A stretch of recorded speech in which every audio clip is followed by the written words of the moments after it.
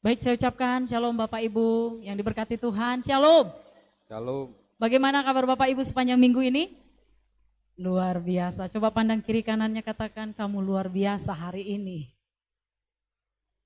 Baik, mari sama-sama kita memperkatakan firman Tuhan. Dan kita mengimani firman Tuhan ini boleh terjadi dalam hidup kita.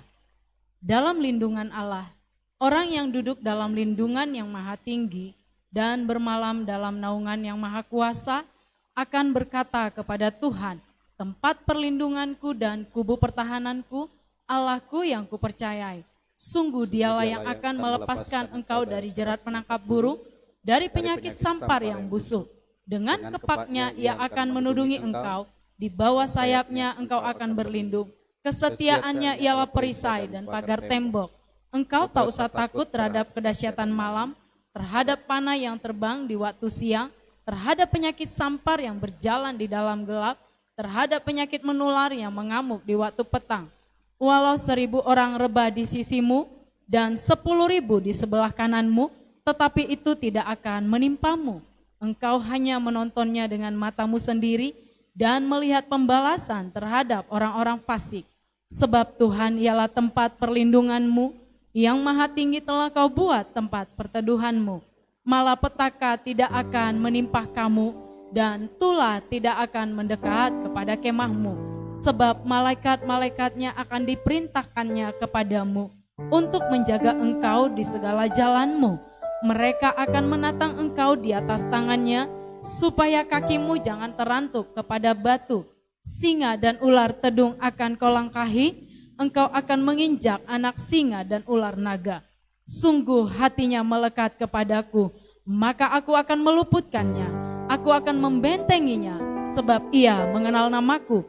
Bila ia berseru kepadaku, aku akan menjawab. Aku akan menyertai dia dalam kesesakan. Aku akan meluputkannya dan memuliakannya. Dengan panjang umur akan kukenyangkan dia, dan akan kuperlihatkan kepadanya keselamatan daripadaku. Amin. Baik Bapak Ibu, bersama-sama kita memperkatakan 5 arti daripada Pentakosta yang ketiga.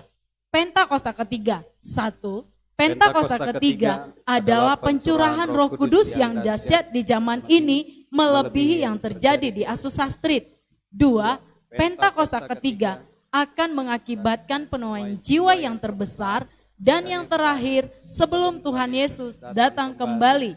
3. Pentakosta ketiga akan membangkitkan generasi Yeremia, yaitu anak-anak muda yang dipenuhi Roh Kudus, cinta mati-matian kepada Tuhan Yesus, tidak kompromi terhadap dosa, dan akan bergerak untuk memenangkan jiwa.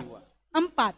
Pentakosta ketiga lahir di Indonesia dan bergerak ke bangsa-bangsa. Gerakan ini dari timur ke barat dan akan kembali ke Yerusalem.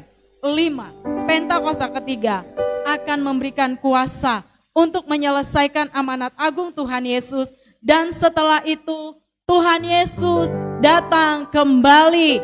Amin. Mari kita berikan tepuk tangan buat Tuhan. Yes, Bapak Ibu siap untuk bersukacita? Amin. Saya jemput kita sama-sama bangkit berdiri. Kita mau bersukacita di hadapan Tuhan. Kita mau bersorak-sorai bagi nama Tuhan.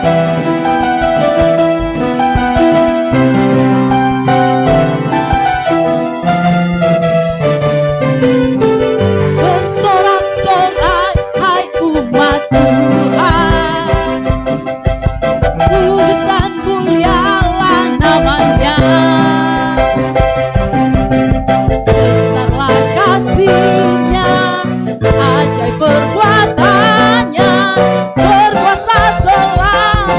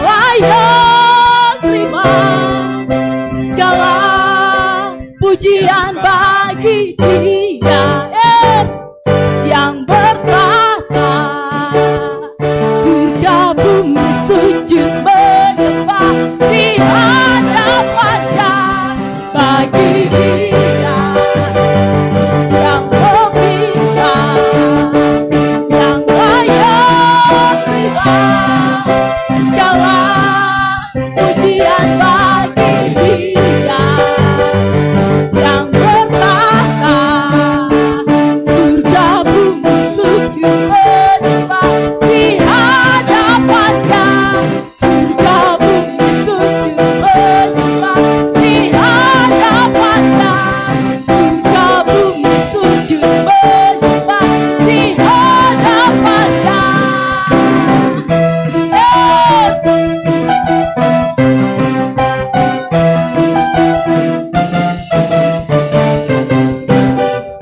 Yes, mari berikan tepuk tangan buat Tuhan.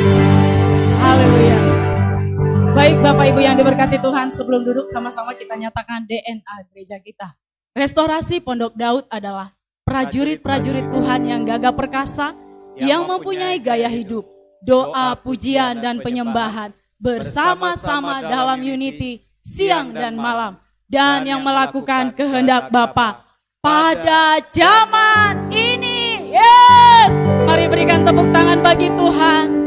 Tepuk tangan dan sorak-sorai bagi Raja di atas segala raja. Dialah Tuhan, Dialah Allah, Dia yang memberi kemenangan, Dia yang memberikan kekuatan, sukacita. Haleluya.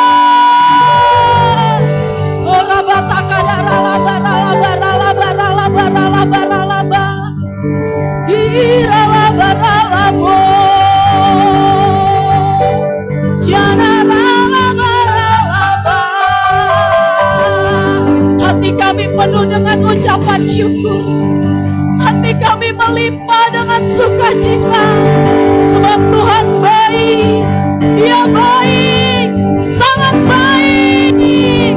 Oh ya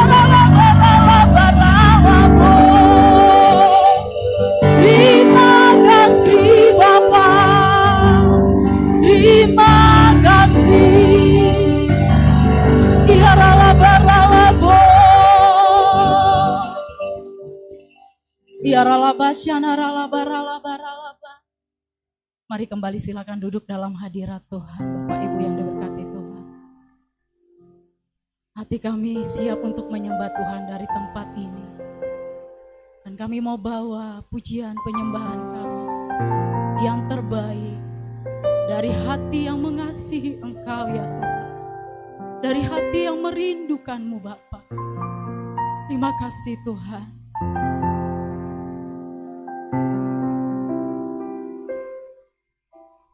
Yesus, Kau sungguh baik. Yesus, nama-Mu indah. Yesus, ku cinta Kau selalu. Ku tinggikan, ku agungkan selamanya.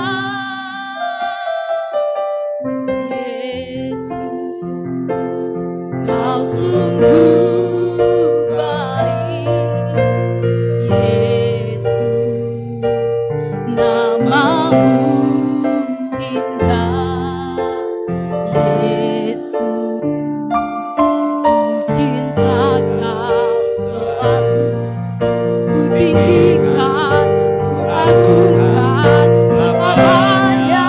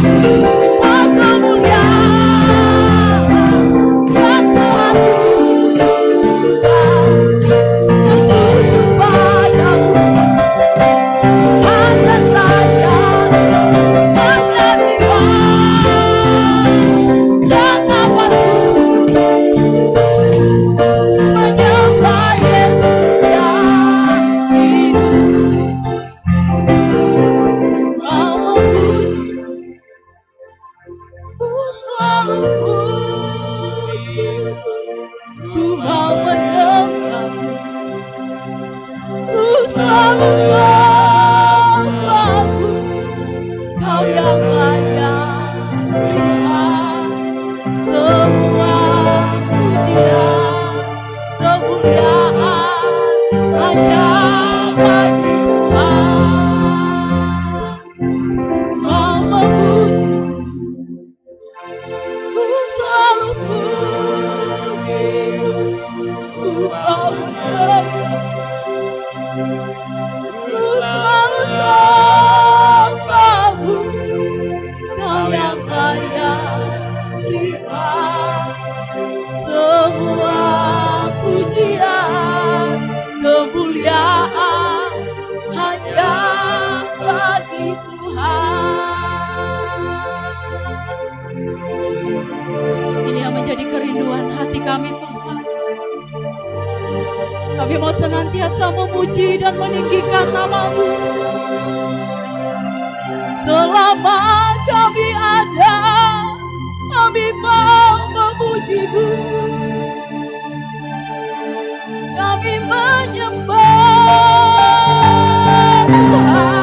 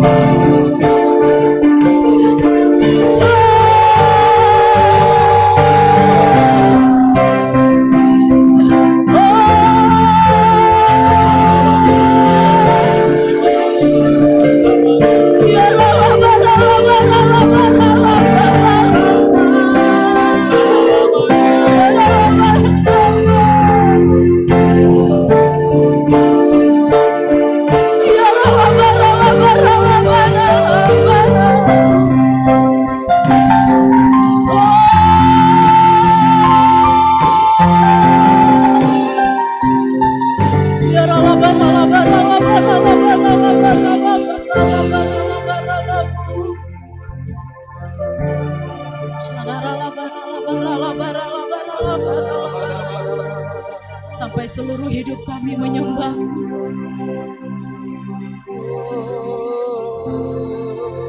Sampai seluruh hidup kami meninggikan nama-Mu. Ya ralaba syana ralaba ralaba ralaba ralabu. Ya ralaba ralaba ralaba ralaba ralabu.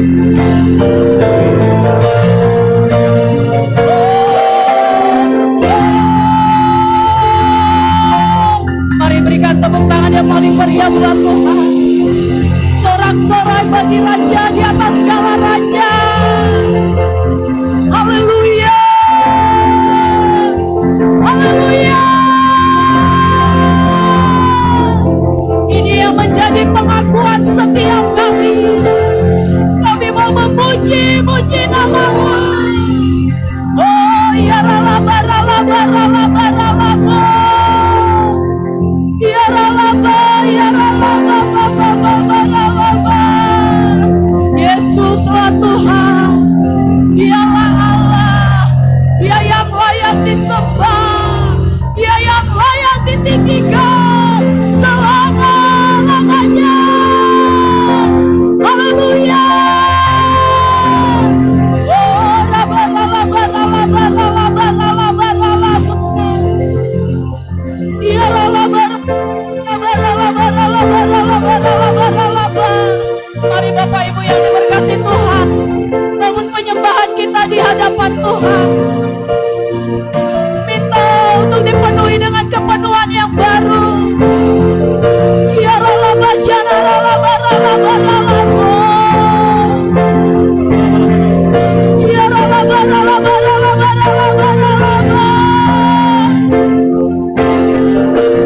cinta Kau,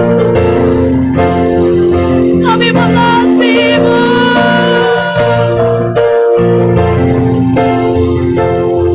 Ya laba laba laba, Yesus Tuhan.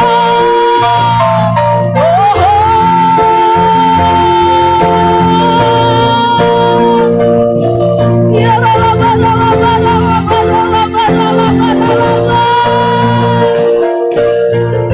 Holy Spirit rendah, penuhi kami sekali lagi.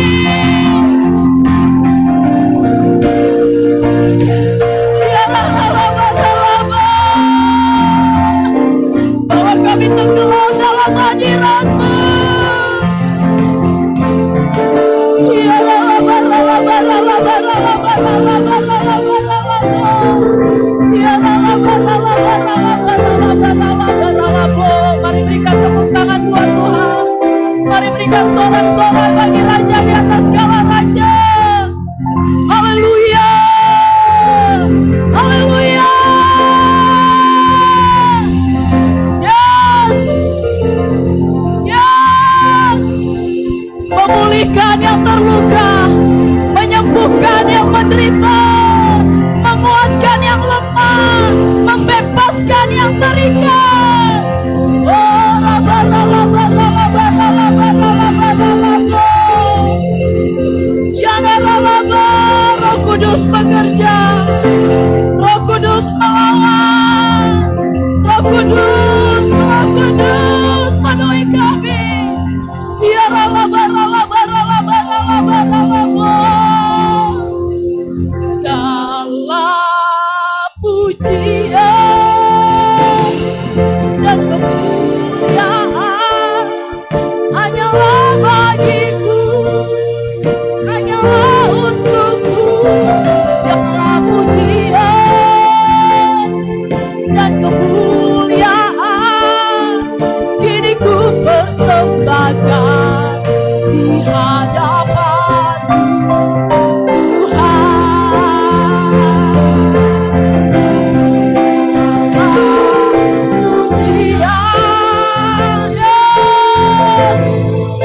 Amin.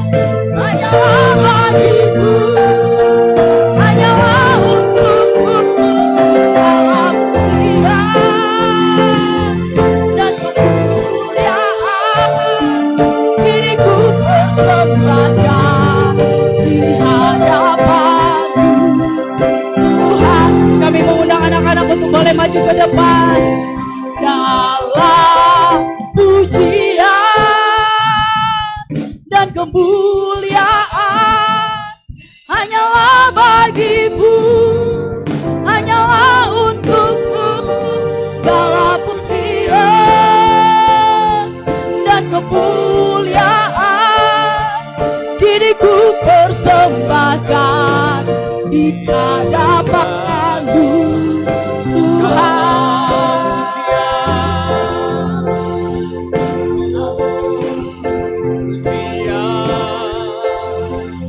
Dan kemuliaan hanyalah bagimu, hanyalah untukmu.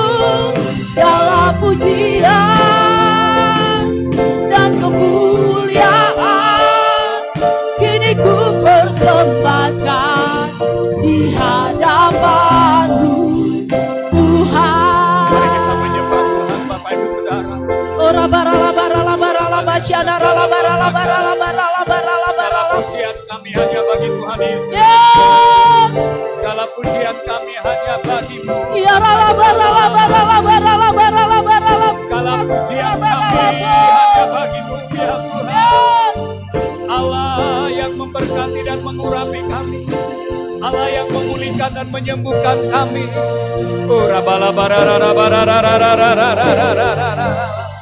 Kami membawa setiap anak-anak kami di hadapan-Mu, ya Tuhan. Kami persembahkan anak-anak kami di hadapan-Mu. Biar siang hari ini pengurapan Pentakosta yang ketiga tercurah bagi setiap anak-anak kami. Dalam nama Tuhan Yesus Kristus. tangan-Mu sendiri yang mengurapi setiap anak-anak kami ya Tuhan. Menaruh api Pentakosta yang ketiga bangkit dalam setiap anak-anak kami. Anak-anak kami adalah anak-anak yang diurapi. Amin. Dalam nama Anak-anak kami adalah anak-anak yang diberkati oleh Tuhan. Di dalam nama Tuhan Yesus. Amin. Amin. Oh ya biar pengurapan yang baru turun atasmu. Roh Kudus menaungi Engkau dan memberkati Engkau bertumbuh dalam kasih karunia Tuhan. Darahnya yang kudus menutup bungkus Engkau dalam nama Yesus. Roh Kudus mengurapi dan memberkati Engkau bertumbuh dalam kasih karunia-Nya. Penuh dengan Roh Kudus mulai dari masa kecilku bertumbuh dalam kasih karunia-Nya. Roh Kudus mengurapi dan memberkati Engkau bertumbuh dalam kasih karunia Tuhan. Banyak berkat yang Tuhan taruh dalam hidupmu bertumbuh dalam kasih karunia. Tuhan mengurapi dan memberkati Engkau. Bahwa Engkau melintasi gunung-gunung dan merundukkan tembok-tembok yang menghalangi di dalam nama Yesus Kristus. Roh Kudus menaungi dan memberkati Engkau. Berlimpah-limpah kasih karunia yang ada dalam hidupmu dan lewat hidupmu keluarga ini mengalami pemulihan dalam nama Yesus. Hanyalah bagiku, hanyalah untukmu segala pujian dan kemuliaan. Kini ku persembahkan di hadapan-Mu, Tuhan. Segala pujian dan kemuliaan hanyalah bagi-Mu, hanyalah untuk-Mu. Segala pujian dan kemuliaan kini ku persembahkan di hadapan-Mu, Tuhan. Kini ku persembahkan di hadapan-Mu, Tuhan. Kini ku persembahkan di hadapan-Mu, Yesus. Mari sekali lagi berikan tepuk tangan bagi Allah kita yang layak terima pujian dan kemuliaan sampai selama-lamanya. Tuhan Yesus yang memberikan kekuatan yang baru. Tuhan Yesus yang mencurahkan Roh Kudus-Nya menolong, membuka pintu-pintu anugerah, membuka pintu-pintu kesembuhan, membuka pintu-pintu pemulihan. Ada berkat yang berlimpah-limpah Tuhan taruh dalam setiap rumah-rumah kita. Ada perkenanan Tuhan yang Tuhan taruh dalam setiap rumah-rumah kita. Di dalam nama Tuhan Yesus, datanglah kerajaan-Mu ya Tuhan. Jadilah kehendak-Mu dalam hidup kami, sama seperti di surga ya Tuhan. Datanglah kerajaan-Mu dan jadilah kehendak-Mu dalam setiap usaha pekerjaan kami, sama seperti di surga ya Tuhan. Di dalam nama Tuhan Yesus, kekuatan yang baru, kekuatan yang baru menjamah dan mengurapi setiap kami. Di dalam nama Tuhan Yesus Kristus. Ini doa kami Bapa. Kami bersyukur siang hari ini. Kalau sebentar kami akan mendengarkan firman Tuhan, urapi kami lewat kebenaran firman-Mu, sehingga kami boleh bertumbuh dalam kasih karunia Tuhan dan mengalami kemenangan demi kemenangan di sepanjang tahun ini. Terpujilah Tuhan, dalam nama Yesus Kristus kami siap mendengarkan firman-Mu. Haleluya. Bersama-sama kita katakan amin. Shalom Bapak Ibu Saudara yang kasih Tuhan. Haleluya. Selamat datang juga. Stok lama pendatang baru. Haleluya. Nah baik Bapak Ibu Saudara, kita bersyukur hari-hari ini Tuhan terus menuntun kita untuk kemudian kita boleh bangkit dan jadilah pemenang. Katakan amin Bapak Ibu Saudara. Nah saya akan mengajak Bapak Ibu Saudara untuk kemudian melihat firman Tuhan dari Mazmur 75 ayat yang pertama sampai ayat yang ke-10 Bapak Ibu Saudara. Dan saya memberikan judul daripada khotbah saya siang hari ini adalah kunci pemenang. Sama-sama katakan kunci pemenang. Nah Bapak Ibu Saudara, Kalau Bapak Ibu Saudara mau masuk ke sebuah rumah atau kemudian mau membuka sebuah katakanlah lemari atau kemudian tempat penyimpanan sesuatu barang yang berharga, maka Bapak Ibu Saudara harus memiliki kuncinya. Amin. Karena kalau tidak ada kuncinya, maka kemudian Bapak Ibu Saudara tidak akan bisa memiliki apa yang ada di dalamnya. Tetapi ketika Bapak Ibu Saudara memiliki kunci, maka itu adalah satu awal yang baik untuk kemudian, nah kita sudah pegang kunci, maka selanjutnya kita bisa membukanya. Katakan amin. Nah baik Bapak Ibu Saudara, Mazmur 75 merupakan Mazmur daripada Asaf. Dan arti daripada nama Asaf itu adalah kemudian peneliti. Nah Mazmur ini suka meneliti, suka memperhatikan, suka mengamat-amati. Dia suka memeriksa. Maka nama Asaf itu adalah pemeriksa. Dia memeriksa perjalanan daripada hidup orang-orang seangkatannya, dia memperhatikan orang-orang yang kemudian takut akan Tuhan, dia memperhatikan orang-orang yang kemudian tidak takut akan Tuhan, maka kemudian dia menulis. Nah, arti daripada Mazmur sendiri Bapak Ibu Saudara, itu adalah nyanyian pujian. Jadi ketika kemudian dia meneliti, dia menuliskan itu dan kemudian dia membuat menjadi sebuah lagu. Ya. Dan kemudian kita akan melihat, membaca, karena saya kemudian tidak tahu seperti apa nada lagu yang dinyanyikan oleh Asaf pada waktu itu tentang ayat ini. Tetapi kita akan melihat beberapa hal dari ayat firman Tuhan untuk menjadi kekuatan bagi kita di sepanjang tahun ini. Katakan amin.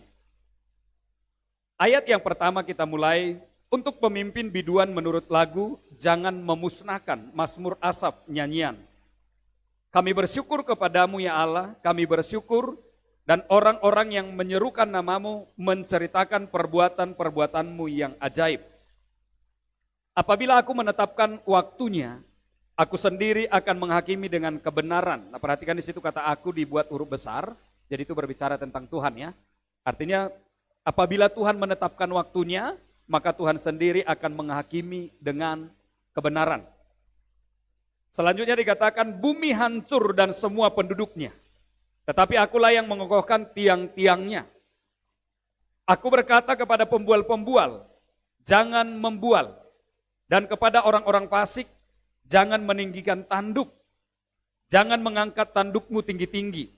Jangan berbicara dengan bertegang leher.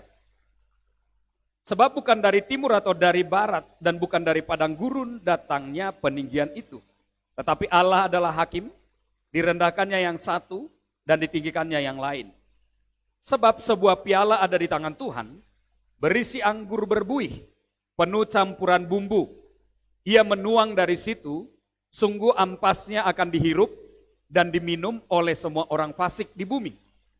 Tetapi aku hendak bersorak-sorak untuk selama-lamanya, aku hendak bermazmur bagi Allah Yakub. Segala tanduk orang-orang fasik akan dihancurkannya, tetapi tanduk-tanduk orang benar akan ditinggikannya. Katakan amin. Nah, di dalam pasal 75 ini ada berapa lagu yang sebenarnya kemudian ditulis daripada oleh Asaf. Nah, ada lagu yang di ayat yang kedua itu dikatakan aku hendak bersyukur pada Tuhan. Nah, artinya ada beberapa lagu yang dituliskan oleh Asaf dan ketika dia melihat sesuatu yang terjadi maka kemudian dia menuliskan itu menjadi sebuah lagu. Dan Bapak Ibu Saudara, pengajaran kitab Mazmur ini memberikan kita kemudian sebuah pengertian, memberikan kita sebuah pemahaman bahwa kemudian Tuhan adalah hakim yang adil. Katakan amin. Nah Bapak Ibu Saudara, beberapa bulan terakhir ini kan kita disegarkan dengan pemahaman sebuah pengadilan. Di mana Indonesia dihebohkan dengan kejadian yang terjadi beberapa bulan yang lalu oleh karena adanya pembunuhan berencana. Nah, saya tidak sedang komentari tentang itu, tetapi yang saya memberikan contoh kepada Bapak Ibu Saudara, kita lihat berapa lama kemudian ada pergolakan, ada jaksa penuntut umum yang mencari kemudian kebenaran-kebenaran material dan kemudian mengajukan itu kepada hakim, Dan kemudian pada akhirnya jaksa penuntut umum kemudian memberikan tuntutannya kepada para terdakwa. Tetapi kita melihat keputusan ada di tangan hakim. Ketika hakim ketuk palu, maka dinyatakan, maka berakhirlah sudah babak daripada pengadilan itu. Nah, perhatikan baik Bapak Ibu Saudara, walaupun artinya ada kemudian dikatakan naik banding, tapi nanti ketika pengadilan Tuhan tidak ada naik banding. Amin. Kita nggak bisa berkata, Tuhan aku mau banding. Karena apa? Dulu aku melayani di GBI Hor Pajak Singa. Masa Tuhan nggak hitung? Ada naik banding nanti. Ya, karena pengadilan terakhir Tuhan itu adalah pengadilan atas segala sesuatu. Katakan amin. Nah kemudian saya akan ambil kemudian ayat yang kedua yang mau kita perhatikan, Matius 25 ayat 29. Kalau di dalam Mazmur tadi dikatakan dia meninggikan yang satu dan merendahkan yang lain. Nah kenapa ada orang yang ditinggikan, kenapa ada orang yang direndahkan?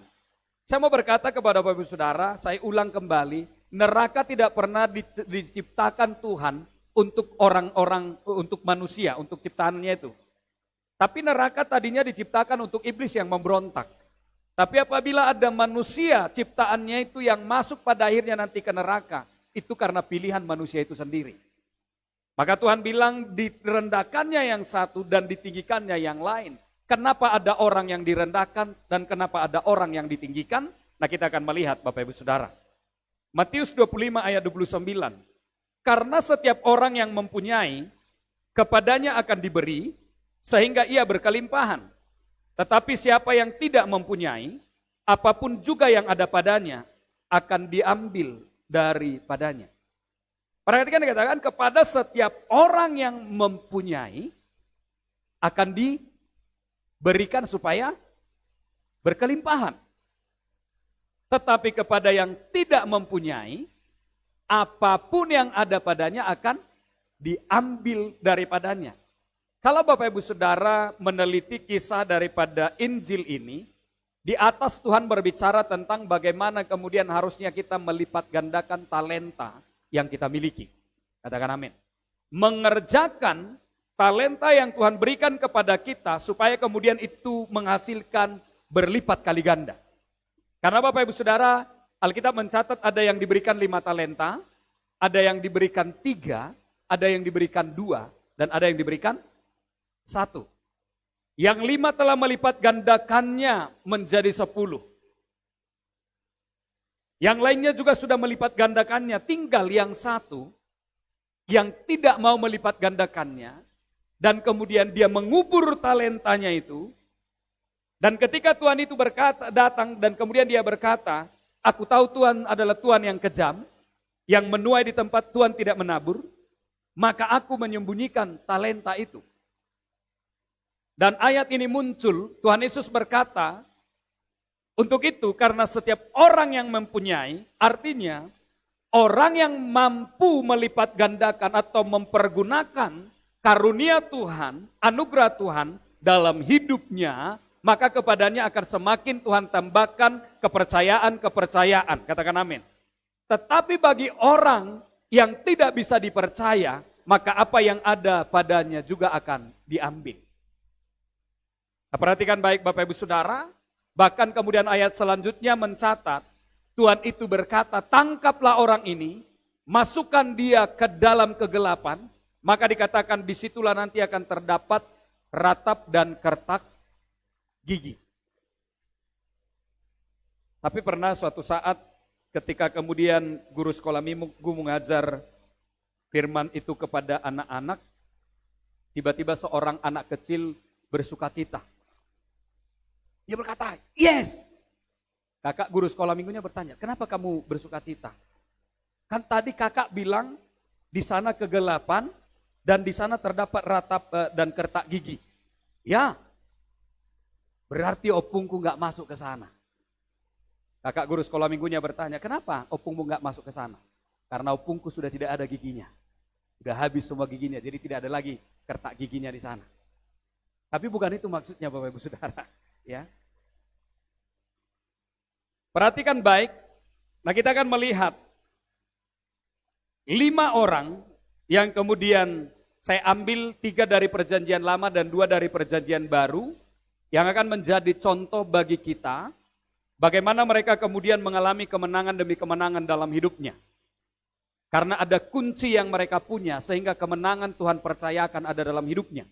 Dan saya hanya ambil 2 contoh yang kemudian mengalami kekalahan dalam hidupnya, bahkan ditolak dari hadapan Tuhan. Jadi nggak usah banyak-banyak yang ditolak, hanya 2 yang saya bawa, tapi yang menang itu saya berikan 5. Walaupun banyak orang yang mengalami kemenangan-kemenangan dicatat dalam Alkitab, tapi saya hanya memberikan 5 orang ini sebagai contoh. Dan kemudian nanti saya akan kemudian perlihatkan kepada Bapak Ibu Saudara. Kita mulai dulu dari Mazmur 92 ayat 12 sampai 13 ya. 12-15. Kalau di dalam Alkitab manual itu ayat 13 sampai ayat yang ke-16. Orang benar akan bertunas seperti pohon korma. Orang yang bagaimana? Orang benar. Tanya dulu kanan kirinya. Kamu orang benar enggak?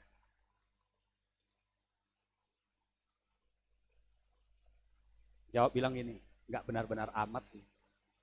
Karena kita dibenarkan oleh darah Kristus. Dalam hidup kita ini ada banyak kejahatan, ada banyak dosa, ada banyak pelanggaran sebenarnya. Karena arti kata dosa itu dituliskan dalam kata harmatia. Nah, harmatia itu adalah melenceng dari tujuan. Jadi kalau kita diperintahkan A yang kita lakukan B, maka itu namanya dosa. Melenceng dari tujuan. Harmatia artinya tidak sesuai dengan tujuannya. Tujuan mikrofon ini untuk apa? Untuk pengeras suara kan? Tapi coba kalau dibikin ini menjadi korek kuping. Bisa enggak? Bisa, tapi kupingnya rusak. Mikrofonnya juga, orang Batak bilang bau tukik. Ketika tidak berfungsi sebagaimana mestinya, nah itu artinya dosa. Alkitab bilang orang benar akan bertunas seperti pohon korma, akan tumbuh subur seperti pohon aras di Libanon. Mereka yang ditanam di bait Tuhan akan bertunas di pelataran Allah kita. Pada masa tua pun mereka masih berbuah. Jadi jangan pernah katakan begini, aku udah tua. Gak mungkin lagi melayani, aku sudah tua. Tapi firman Tuhan bilang sampai masa tua pun mereka berbuah. Yang sudah tua katakan amin. Yang sudah lansia katakan amin. Sampai tua pun masih berbuah. Tidak ada alasan kalau sudah tua nggak perlu lagi melayani Tuhan. Justru semakin tua semakin giat melayani Tuhan. Supaya ada menjadi contoh bagi yang muda-muda. Nggak ada amin yang lansia ya. Karena dikatakan pada masa tua pun mereka masih berbuah. Selanjutnya menjadi gemuk dan segar. Wow, bilang menjadi gemuk dan segar. Tapi ini tidak bicara soal tubuh. Enggak. Jangan pada akhirnya Bapak Ibu Saudara nanti kita berlomba-lomba supaya gemuk. Justru kita harus berlomba supaya ideal lah, ya kan? Enggak kurus, enggak kegemukan gitu, ideal. Amin. Sehingga kemudian namanya proporsional. Nah, saya sedang olahraga, saya usahakan 2 kali seminggu itu 2 jam badminton. Supaya berat badan saya itu terkontrol dia. Supaya jangan kelebihan. Karena biasanya memang kalau saya Bapak Ibu Saudara, semakin banyak masalah saya hadapi makin banyak makan. Makin kurang sehat makin banyak makan. Jadi kalau saya sehat bisa makan 2 kali 3 kali 1 hari. Tapi kalau kurang sehat bisa makan sampai 5 kali 6 kali 1 hari. Jadi saya harus imbangi dengan olahraga. Jadi sehingga berat badannya itu bisa tetap terjaga ya. Tetapi yang dimaksud di sini menjadi gemuk itu adalah imannya. Sama-sama katakan iman kita makin gemuk. Kalau iman kita makin gemuk itu artinya semakin banyak masalah kita bilang enggak masalah itu. Karena apabila kita memiliki iman sebesar biji sesawi saja Alkitab bilang bisa memindahkan gunung. Wow, katakan wow. Tapi pertanyaannya Bapak Ibu Saudara, sudah sebesar apakah iman kita hari ini?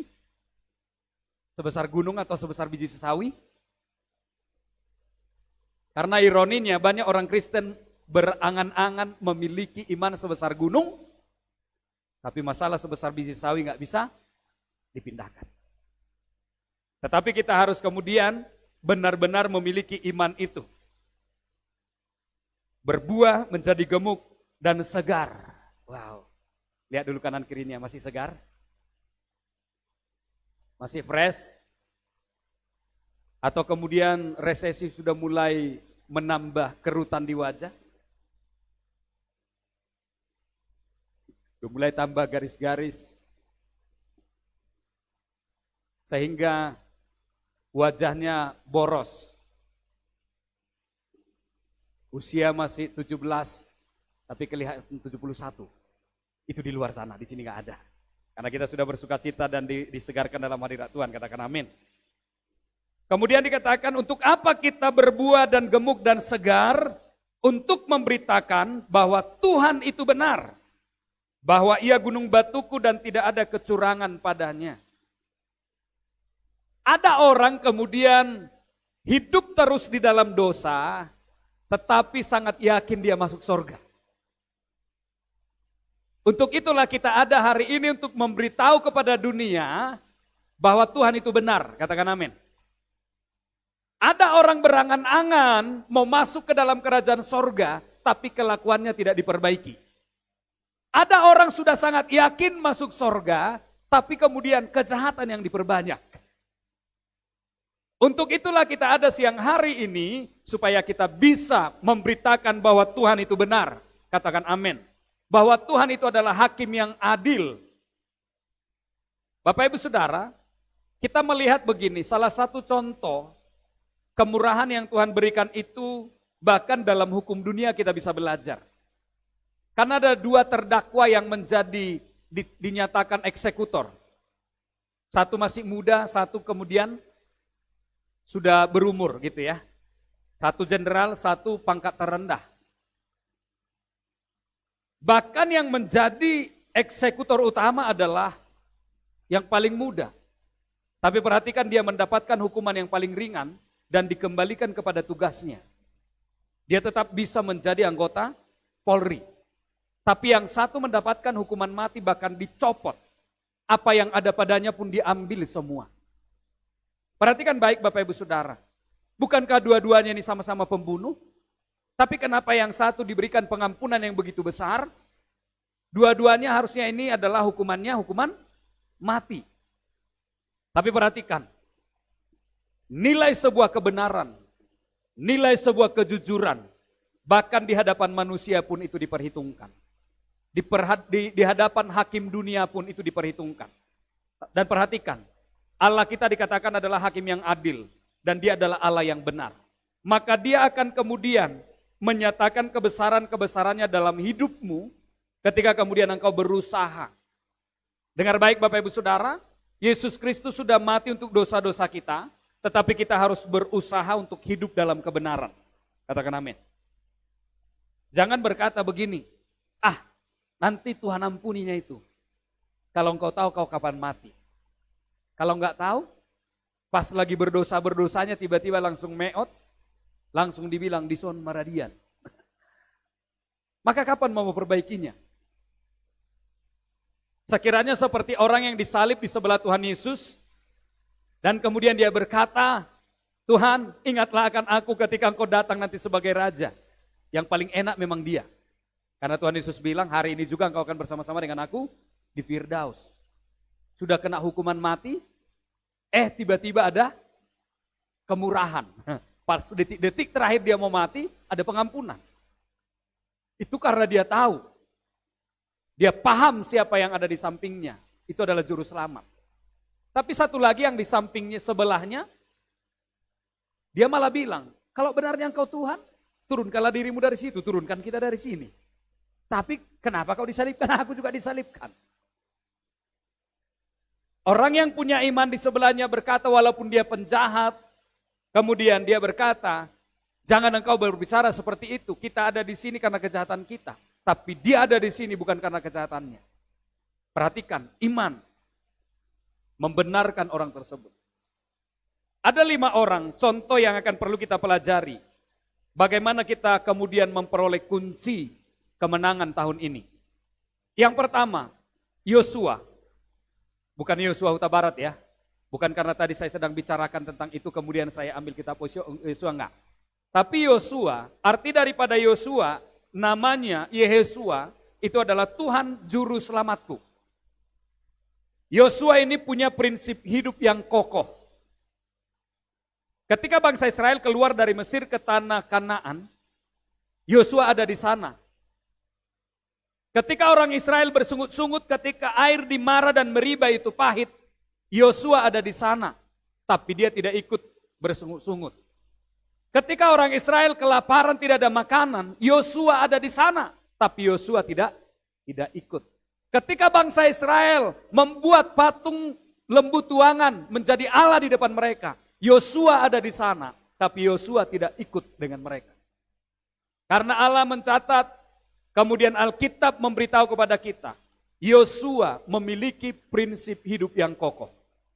Sama-sama katakan prinsip hidup yang kokoh.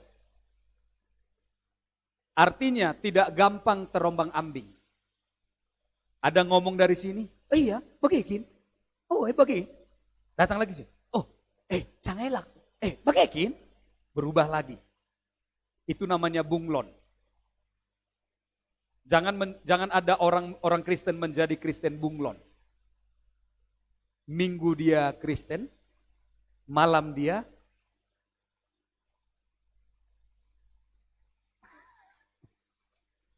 aneh-aneh gitu ya. Gak usah kita sebutkan lah. Bilang kanan kirinya juga, jangan jadi Kristen bunglon.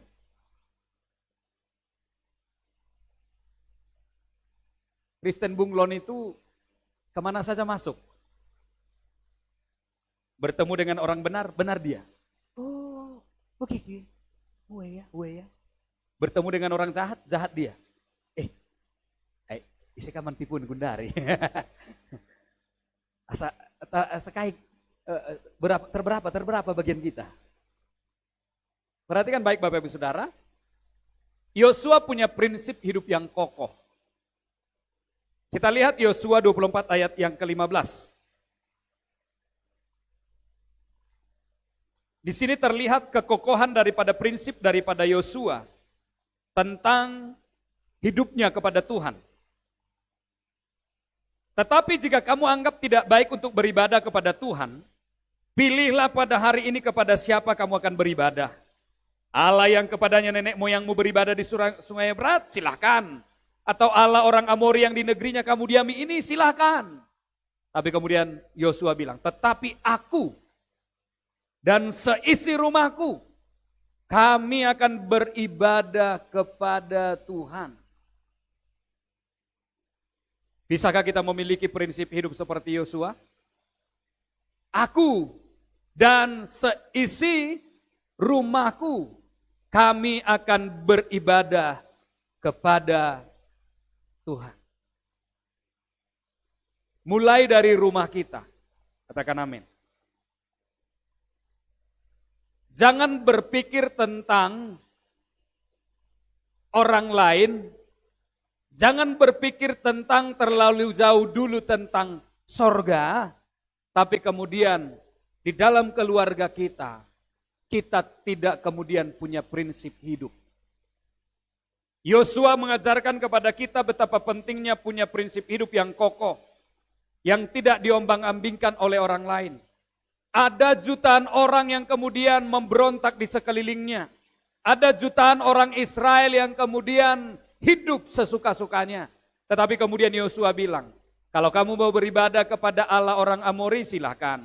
Kalau kamu mau beribadah kepada Allah yang di seberang Sungai Efrat, silahkan. Tetapi aku dan seisi rumahku, kami akan beribadah kepada Tuhan.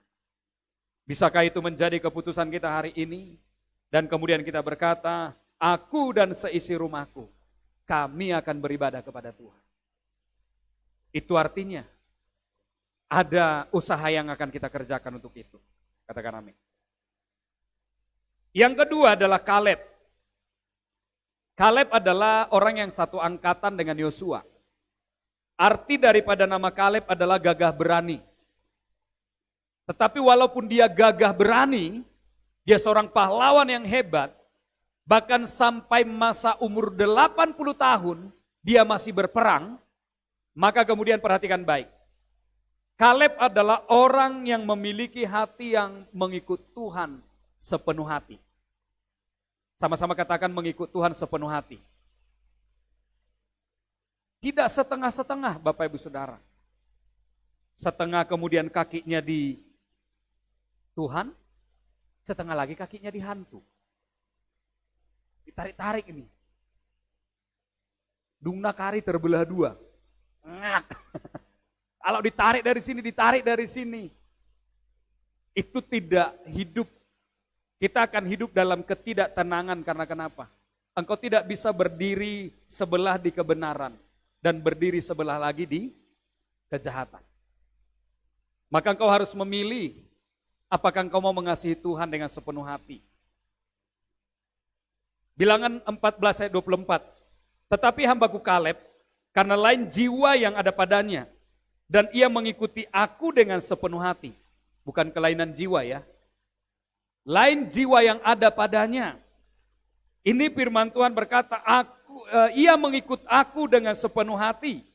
Akan kubawa masuk ke negeri yang telah dimasukinya itu, dan keturunannya akan memilikinya. Bukan hanya Kaleb yang diberkati Tuhan. Bukan hanya Kaleb yang menjadi pahlawan. Tapi keturunannya juga memiliki janji Tuhan di tanah Kanaan. Karena kemudian Yosua menyerahkan beberapa kota kepada Kaleb sebagai upah daripada kesetiaannya, ketulusannya mengikut Tuhan. Ikutlah Tuhan dengan sepenuh hati. Katakan amin. Bilangan 14 ayat 30. Bahwasanya kamu ini tidak akan masuk ke negeri yang dengan mengangkat sumpah telah kujanjikan. Akan kuberi kamu diami, kecuali Kaleb bin Yefune dan Yosua bin Nun. Jadi hanya ada 2 orang yang lahir di Mesir yang sampai ke tanah Kanaan. Dari kurang lebih 2 juta jiwa yang berangkat dari Mesir. Bayangkan Bapak Ibu Saudara, kurang lebih 2 juta jiwa berangkat dari Mesir mendengar janji tentang Kanaan. Tapi yang sampai ke sana dari Mesir itu hanya 2 orang. Yosua dan Kaleb. Makanya kalau mau buat nama anak, kalau ada yang masih berencana mau melahirkan anak, buatlah namanya 1 Yosua, 1 Kaleb. Apalagi mau berdoa anak kembar, jadi 1 namanya Yosua dan Kaleb. Amin. Ya kalau mau buat nama anak itu yang masih, ya kalau yang sudah tidak lagi berencana punya anak kan udah terlambat mau bikin nama anaknya mengubah lagi ya kan. Tapi yang masih berencana punya anak, buatlah nama anaknya yang baik. Katakan amin. Karena kenapa saya tadi memberikan nama, arti-arti nama daripada setiap orang itu? Karena dari setiap namanya kelihatan kelakuannya. Amin. Jangan namanya Paulus tapi istrinya 5. Sementara Paulus sendiri gak menikah.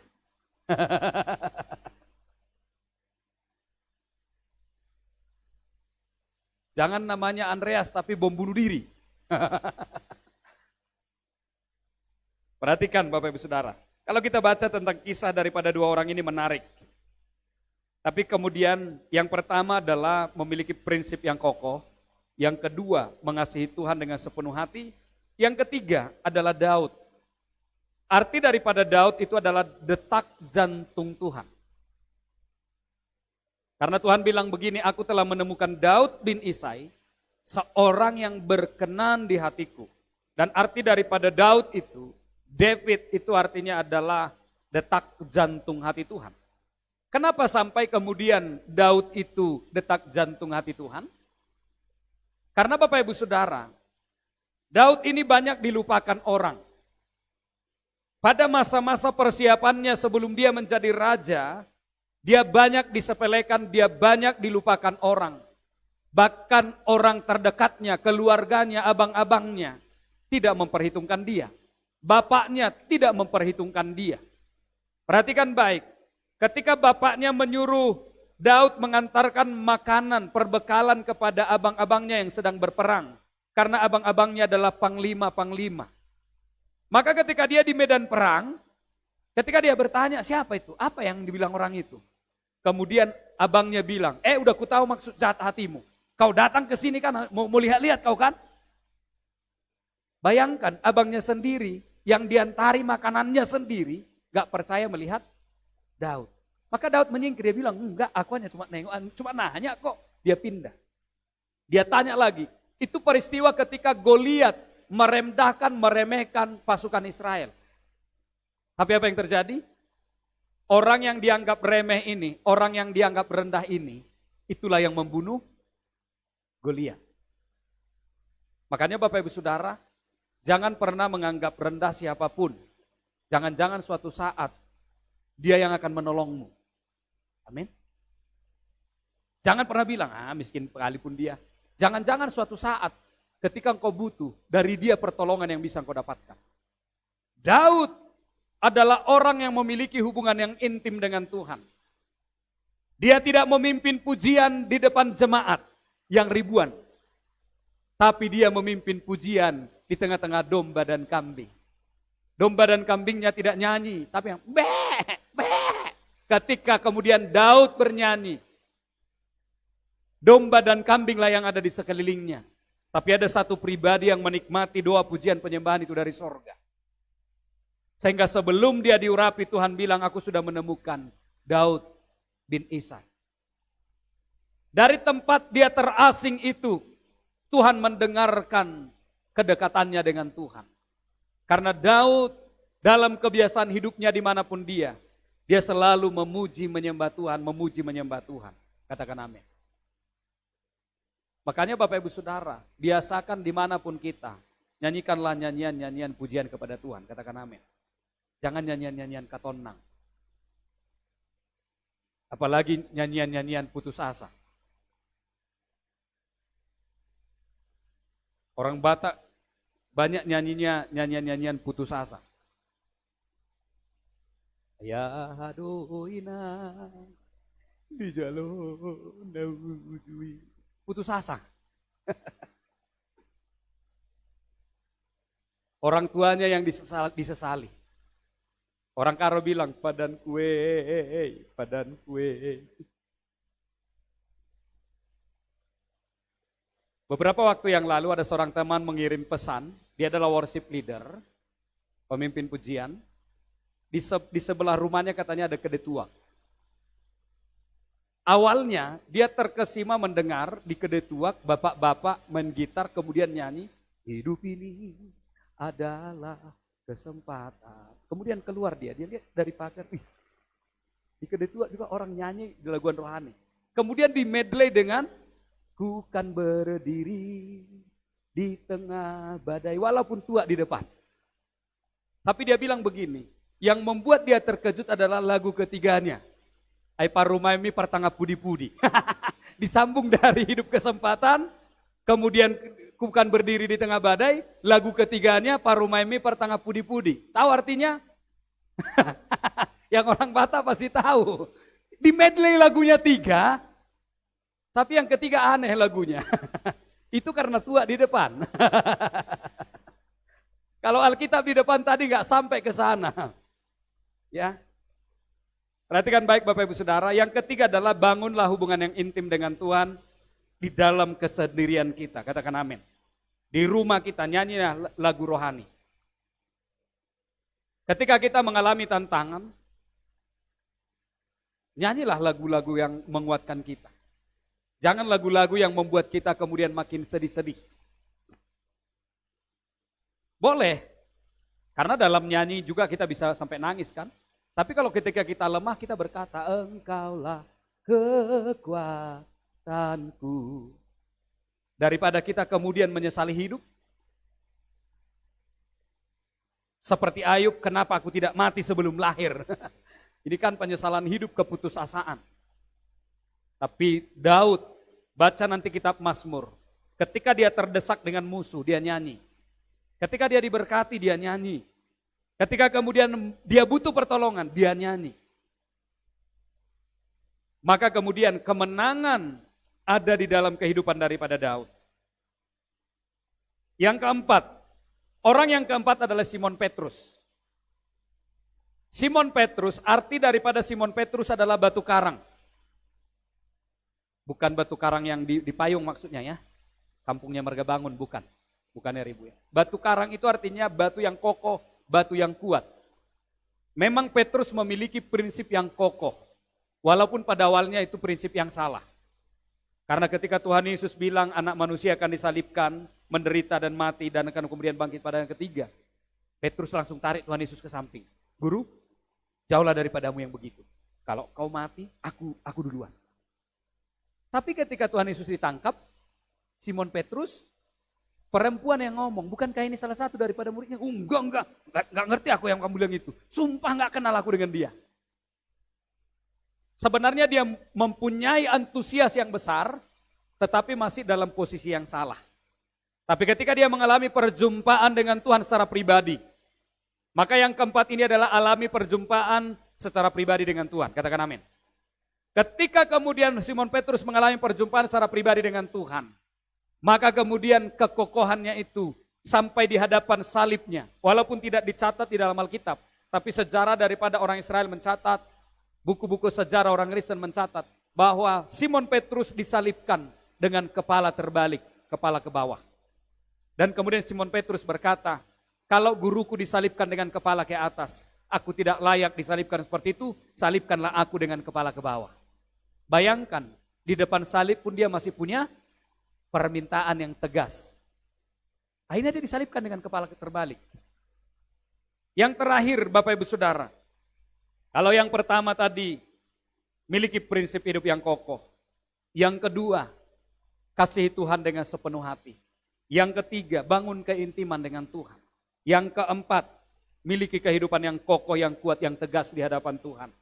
Yang terakhir, orang yang kelima adalah Paulus. Arti daripada Paulus adalah rendah hati atau sederhana. Paulus artinya rendah hati dan atau sederhana. Karena perhatikan baik Bapak Ibu Saudara, kenapa disebut Paulus itu orang yang rendah hati dan sederhana? Dia menulis kitab-kitabnya kepada jemaat-jemaat yang dia layani, itu dari penjara. Dia menulis surat kepada Tesalonika dengan berkata, mengucap syukurlah dalam segala hal. Karena itulah yang dikehendaki Tuhan bagi kita. Tapi dia sedang dalam penjara. Kepalanya bernanah, borok-borokan. Dia nggak bilang, Tuhan nggak menolong aku. Tuhan nggak jawab doaku. Tapi dia menulis, mengucap syukurlah dalam segala hal. Ketika engkau diberkati adalah sangat gampang untuk berkata, Tuhan terima kasih. Enak sekali berkat ini. Tapi ketika engkau dalam tantangan, apakah engkau akan bisa berkata, Tuhan terima kasih. Enak sekali pencobaan ini.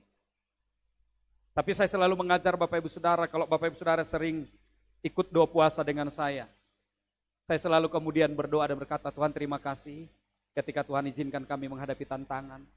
Terima kasih ketika Tuhan izinkan kami menghadapi persoalan. Tuhan terima kasih ketika Tuhan izinkan kami kesakitan. Karena dari situ kami akan belajar bahwa kami adalah orang-orang yang kuat. Karena sampai pada hari ini kita masih tetap berdiri di hadapannya. Karena kita mengucap syukur di hadapan Tuhan, katakan amin. Paulus, dia selalu kemudian mengucap syukur dengan apapun. Sebelum doa-doanya dijawab, dia selalu bilang Tuhan baik, Tuhan baik. Dan pada akhirnya Bapak Ibu Saudara, kita menemukan apa yang kemudian kemenangan kita tahun ini. Karena kita memiliki prinsip-prinsip hidup yang benar. Ada kuncinya di tangan kita, katakan amin. Apa itu kuncinya yang ada di tangan kita? Yang pertama, prinsip yang kokoh, katakan amin. Yang kedua, kasih Tuhan dengan sepenuh hati. Jangan tanggung-tanggung. Jangan setengah-setengah. Dan kemudian miliki keintiman. Jangan sungguh-sungguh mengikut Tuhan kalau ada masalah. Kalau sudah tidak ada masalah, mulai sedikit agak lega dulu. Sekali nari ya. Kenapa? Udah lega ini. Tapi kita harus mengasihi dia waktu kita tersesak, waktu kita lega, kita harus tetap mengasihi Tuhan. sepenuh hati. Kemudian Bapak Ibu Saudara, miliki keintiman, miliki kemudian prinsip yang tegas, yang kuat dalam hidup untuk mengambil keputusan-keputusan kita, mengalami hal-hal yang diarahkan kepada hal positif, dan kemudian miliki ucapan syukur dari kerendahan hati. Katakan amin. Saya tutup, ada 2 orang yang akhirnya Tuhan tolak, bukan karena mereka tidak punya potensi, tetapi ketika potensi yang mereka miliki disalahgunakan. Saul, arti daripada Saul adalah yang diminta. Jadi Saul itu artinya diminta. Dia diminta menjadi raja, mau. Jadi raja dia. Bangsa itu meminta dia untuk mempersembahkan korban yang salah, mau dia. Jadi orang yang Saul ini adalah yang diminta. Jadi apa saja yang diminta, mau salah itu dia kerjakan. Makanya pada akhirnya dia ditolak oleh Tuhan. Saul memiliki sifat yang sombong dan angkuh. Ada orang yang kedua yang sama dengan itu dalam perjanjian baru, itu adalah Herodes. Herodes sendiri sebenarnya artinya adalah heroik, hero, pahlawan. Tapi sayangnya, karena kepahlawanannya tidak di dalam Tuhan seperti Daud, maka dikatakan satu kali dia berbicara, berpidato di depan daripada bangsanya, Kekaisaran Romawi. Kisah Para Rasul 12 ayat 21-23 mencatat itu. Ketika kemudian dia berpidato, orang-orang berkata menyambut dia, ini adalah suara Allah. Maka dikatakan seketika itu juga datang malaikat, ditamparlah si Herodes. Wah, dia jatuh, mati. Dan dimakan cacing-cacing. Alkitab mencatat seperti itu. Perhatikan baik Bapak Ibu Saudara. Dicatat dalam Alkitab, karena dia tidak menghormati Allah, maka kemudian dia ditampar malah malaikat. Bapak Ibu Saudara, apa yang ada di dalam kehidupan Bapak Ibu Saudara? Tentu setiap kita memiliki talenta-talenta karakter yang berbeda. Tapi satu hal yang bisa Tuhan lakukan adalah ketika kemudian engkau menjadikan Tuhan segalanya, maka karakter yang tidak baik itu akan berubah menjadi berkat. Kelemahan di dalam tubuh Paulus itu menjadi mujizat. Karena dia berkata, sebab dalam kelemahanku kuasa Tuhan sempurna. Paulus, dia sudah 3 kali berdoa supaya borok-borok di kepalanya yang bernanah, yang berbau itu disembuhkan oleh Tuhan. Tapi Tuhan bilang, Paulus, cukuplah kasih karuniaku untukmu. Tapi dengar baik, sapu tangan yang dipakai oleh Paulus ketika orang pakai, ketika orang letakkan kepada tempat di mana sakit, bahkan sapu tangan itu menyebabkan mujizat. Tapi lihat, Paulus sendiri tidak mengalami kesembuhan, tapi tidak membuat dia kemudian berkata bahwa Tuhan tidak baik. Dia selalu kemudian mengakui, justru dalam kelemahanku lah kuasa Tuhan menjadi sempurna. Tuhan bisa pakai kelemahanmu untuk menjadi berkat bagi banyak orang. Tuhan bisa pakai kesedihanmu, kesakitanmu menjadi berkat bagi banyak orang. Yang perlu kita perhatikan adalah apakah kita mau Tuhan pakai. Katakan amin. Sejemput kita berdiri bersama-sama Bapak Ibu Saudara.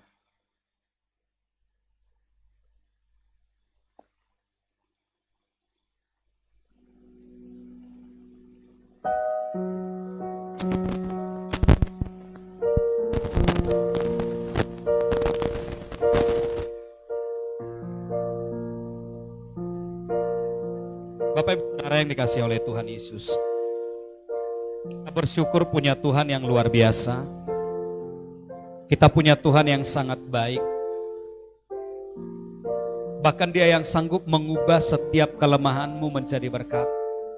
Dia yang sanggup mengubah setiap kesedihanmu menjadi sukacita bagi banyak orang. Sehingga banyak orang yang diberkati lewat keberadaanmu. Ketika Tuhan mengizinkan sesuatu terjadi dalam hidupmu, sesungguhnya Tuhan sedang mempersiapkan engkau untuk menjadi orang yang menjadi pemenang.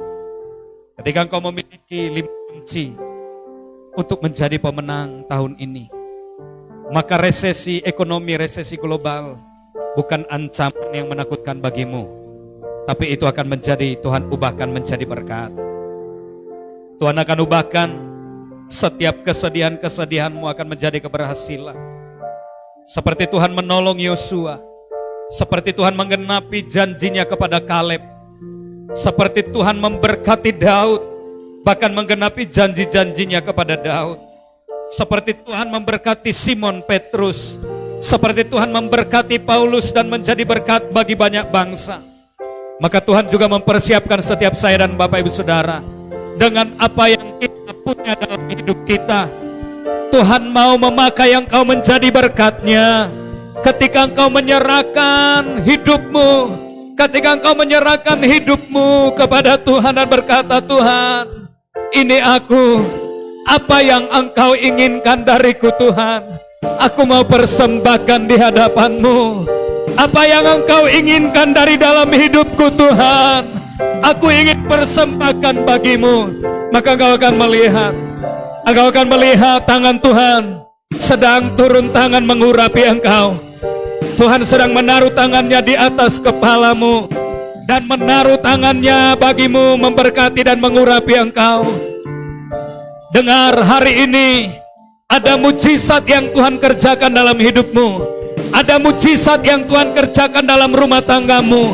Ada perkenanan Tuhan yang turun bagimu, mengangkat engkau untuk menjadi orang-orang yang diberkati, menjadi pemenang-pemenang.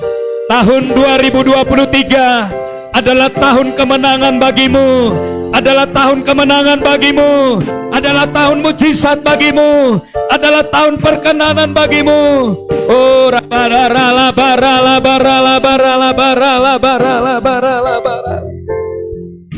Tuhan, terima kasih, kami sudah mendengarkan firman-Mu, untuk kami boleh memiliki prinsip hidup yang kokoh di dalam Tuhan, untuk kami mengasihi Tuhan dengan sepenuh hati kami, untuk kami memiliki keintiman, membangun keintiman dengan Tuhan, untuk kami berdiri teguh di dalam panggilan pilihan-Mu, untuk kami senantiasa mengucap syukur dalam segala hal. Dan hari ini kami percaya sesuatu yang baru Tuhan kerjakan. Pintu-pintu yang selama ini masih tertutup, pintu-pintu yang selama ini masih tertutup, kami berkata siang hari ini terbuka, terbuka, terbuka di dalam nama Yesus, terbuka di dalam nama Yesus. Dan pengenalan akan Tuhan yang benar ada di dalam setiap kehidupan kami. Terima kasih Tuhan Yesus. Ini doa dan kerinduan kami.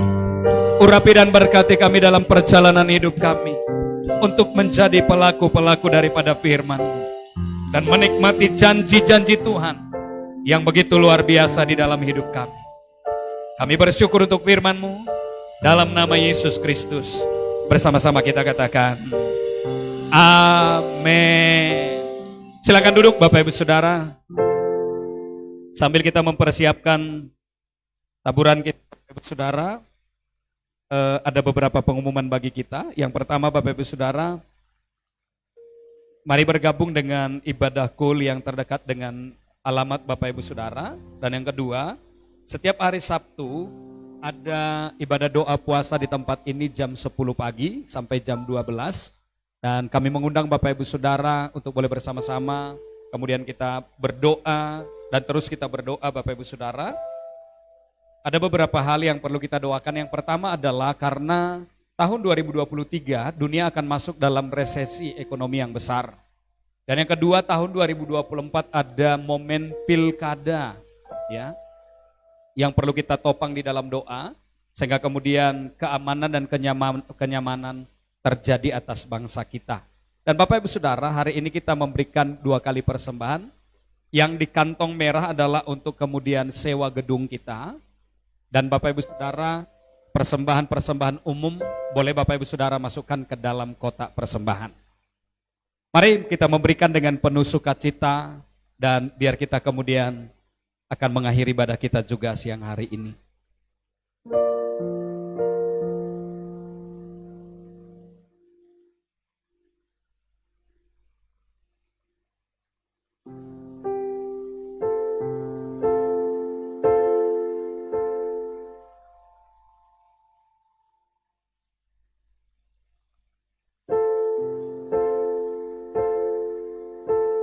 Kiranya Engkau memberkati aku berlimpah-limpah dan memperluas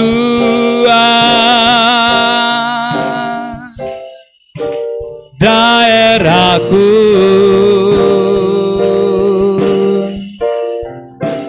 dan kiranya tangan-Mu menyertai aku dan melindungi aku daripada malapetaka, sehingga kesakitan tidak menimpa akhirannya. Kiranya Engkau memberkati aku berlimpah-limpah dan memperluas daerahku,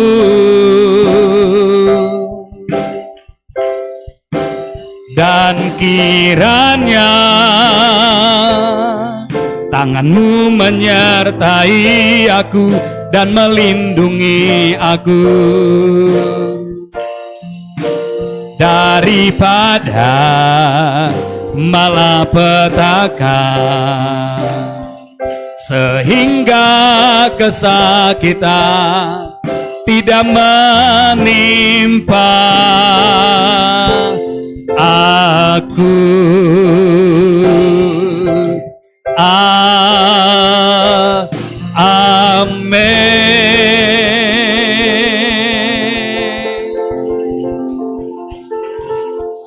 Mari kita arahkan hati dan tangan kita kepada Tuhan kita. Tuhan memberkati dan melindungi setiap kita. Tuhan menghadapkan wajahnya dan memberikan kita kasih karunia. Tuhan menyinari kita dengan wajahnya dan memberikan kita damai sejahtera. Biarlah kiranya Tuhan memberkati hidupmu di sepanjang tahun ini. Jadilah menjadi pemenang-pemenang di dalam Kristus oleh pengurapan daripada Roh Kudus dan berkat penyertaan Tuhan Yesus Kristus sampai selama-lamanya. Di dalam nama Tuhan Yesus Kristus yang diberkati, bersama-sama kita katakan amin. Tuhan Yesus memberkati Bapak Ibu Saudara. Sampai bertemu di ibadah-ibadah selanjutnya. Shalom.